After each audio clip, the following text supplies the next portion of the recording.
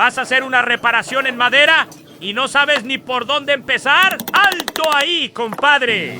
¡No lo hagas a lo loco! Hoy te voy a enseñar una técnica tan sencilla y tan práctica que tú mismo, desde tu casa, la vas a poder aplicar sin problemas. ¡Sí! Tú no necesitas ser carpintero ni tener herramientas raras. Solo presta atención, porque lo que te voy a mostrar te va a sorprender de lo fácil que es. ¿Quieres aprender esta técnica genial?